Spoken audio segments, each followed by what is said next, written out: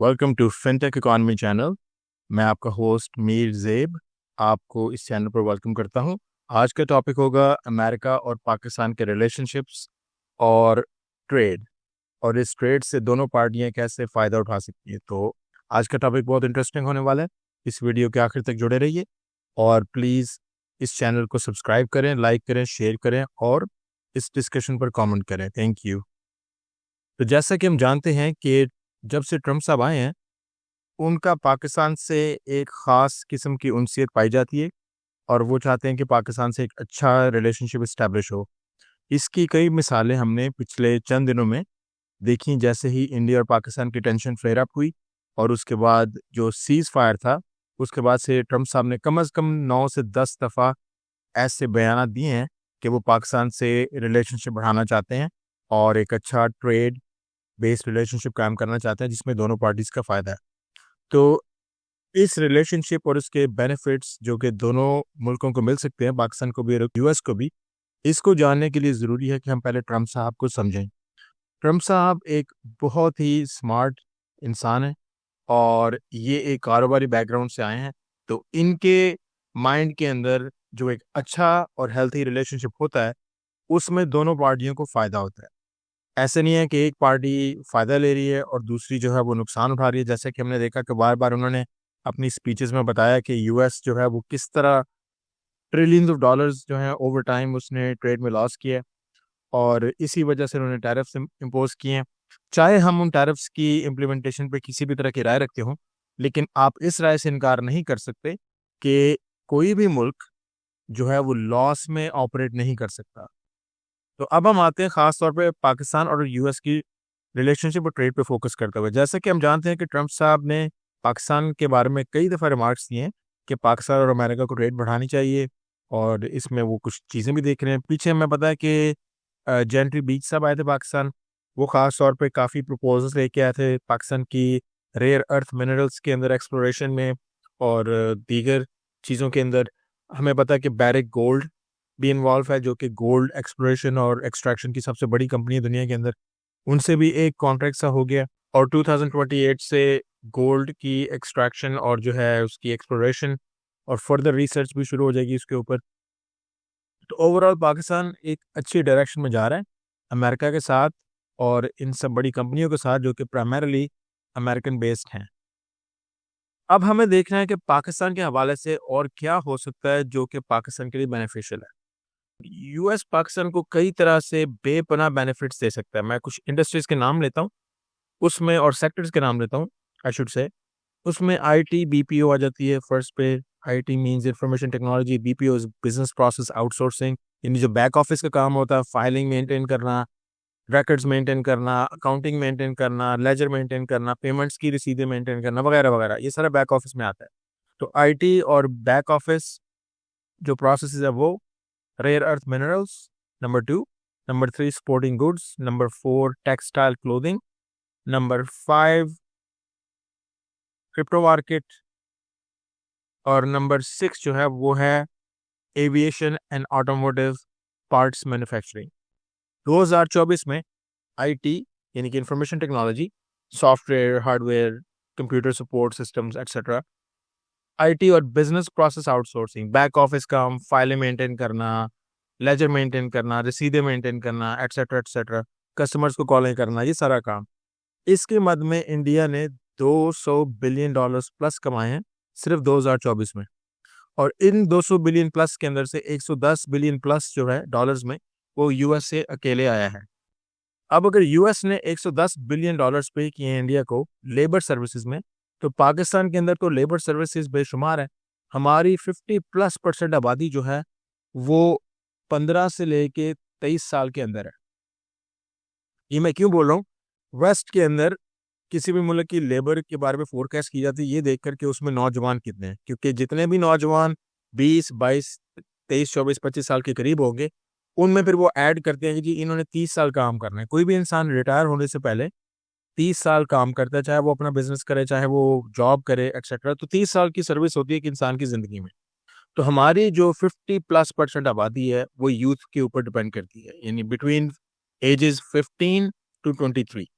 ये सारी 50+% आबादी अब 240 मिलियन आबादी है, यानी कि 120 मिलियन यूथ है हमारे पास, लड़के और लड़कियां, जो कि 15 टू 23 ईयर्स ऑफ एज के दरमियान में, जिनके पास के अगले 30-35 साल पड़े हुए हैं, जिसके बिना पे वो आराम से सर्विस करेंगे, जॉब करेंगे, बिजनेस करेंगे, एक्सेट्रा।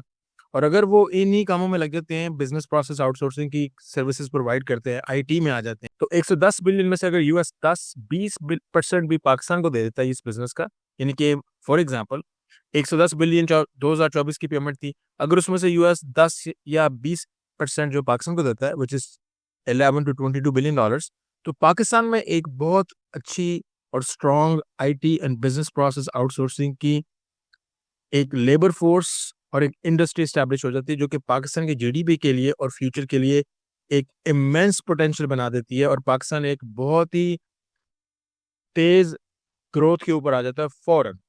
तो इस बारे में भी बात करनी चाहिए अमेरिका के साथ, और ये बात जो है वो म्यूचुअली बेनिफिशियल है, क्योंकि उनकी सर्विसेज उनको सस्ती मिल रही हैं।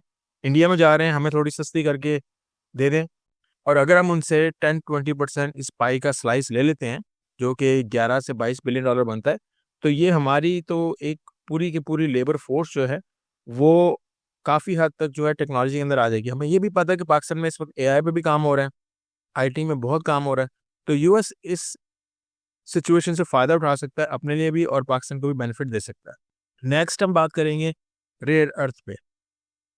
जो बैरिक गोल्ड और जो बाकी कुछ इंटरनेशनल ऑर्गेनाइजेशंस आ चुके हैं पाकिस्तान में, उनका एस्टिमेट है कि पाकिस्तान के पास एस्टिमेटेड $8 ट्रिलियन के रेयर अर्थ मिनरल्स डिपॉजिट्स हैं, जिनको कि एक्सप्लोर किया जाएगा और उनको एक्सट्रैक्ट किया जाएगा और बेचा जाएगा उन्हें।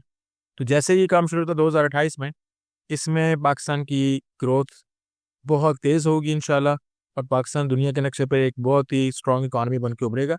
इसमें भी यूएस से ऐसे प्रेफरेंशियल एग्रीमेंट्स किए जा सकते हैं कि यूएस जब रेयर अर्थ का काम करेगा, तो सारी जॉब्स जो हैं, चंद जॉब्स के अलावा जो मैनेजमेंट की होंगी एक्सेट्रा, सारी जॉब जो है पाकिस्तान में रहनी चाहिए। पाकिस्तानी लोगों को ट्रेन करके काम कराना चाहिए, ताकि एम्प्लॉयमेंट यहाँ पे खुले और हमारा जो इकोनॉमिक लैंडस्केप है वो बदल जाए, हमारी एम्प्लॉयमेंट इंक्रीज हो, हमारे लोग काम करें। ये इतने बड़े बड़े प्रोजेक्ट्स हैं, इसमें 10-15-20 लाख लोग जो हैं वो ईजिली इन्वॉल्व हो जाते हैं ऑल लेवल्स पे, तो हमारे अंदर एक बहुत बड़ा इकोनॉमिक बूम इसी से आ जाएगा।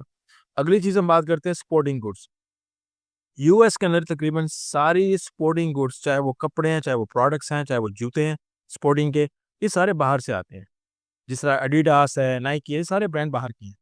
तो 2023 में एस्टिमेटेड $121 बिलियन जो है वो एथलेटिक बिजनेस के अंदर आया था, जो कि यूएस की पेमेंट्स थी बाहर की एथलेटिक कंपनियों को यूएस में प्रोडक्ट्स मंगवाने के लिए, चाहे वो कपड़े हैं, चाहे वो टी शर्ट्स हैं, चाहे वो शूज़ हैं, चाहे वो स्नीकर्स हैं, चाहे वो बास्केटबॉल के शूज़ हैं, एक्सेट्रा।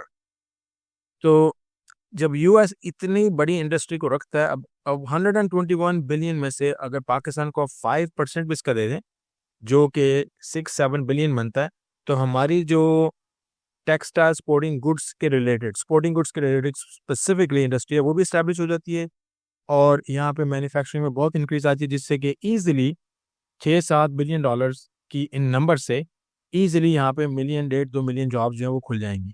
और ये सारी डील्स लॉन्ग टर्म होनी चाहिए, ताकि जो जॉब्स यहाँ पे खुलें उनका लॉन्ग टर्म बेनिफिट भी हो इकॉनमी को, और हमारा मुल्क आगे तरक्की करे। नेक्स्ट टॉपिक आता है टेक्सटाइल और क्लोथिंग, जो कि जनरल क्लोथिंग के अंदर आता है, टेक्सटाइल के अंदर आता है, जिसमें आपके प्रिंटेड कपड़े होते हैं, एक्सेट्रा एक्सेट्रा।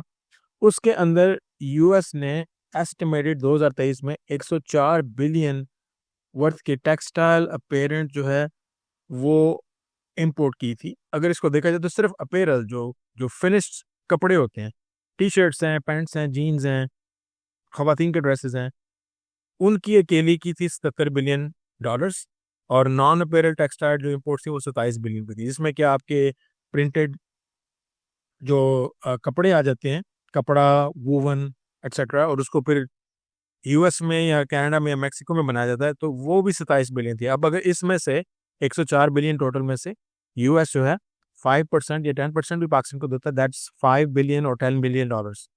अगली चीज़ हम बात करेंगे क्रिप्टो मार्केट की।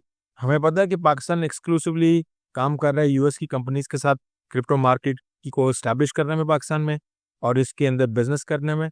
तो इसमें भी एक तो ये है कि सारे ऑपरेशन जो हैं वो पाकिस्तान से रन होने चाहिए, बजाय इसके कि वो इंडिया में जाएं, और यहाँ पे सारी जॉब्स खुलनी चाहिए। और दूसरी बात ये कि इसका जो एस्टिमेटेड साइज हमने देखा है वो है एस्टिमेटेड $20 बिलियन। जब ये शुरू होगा तो ज़रा थोड़े से शुरू होगा, लेकिन जो इस मार्केट का साइज एस्टिमेट किया जा रहा है वो है 20 बिलियन।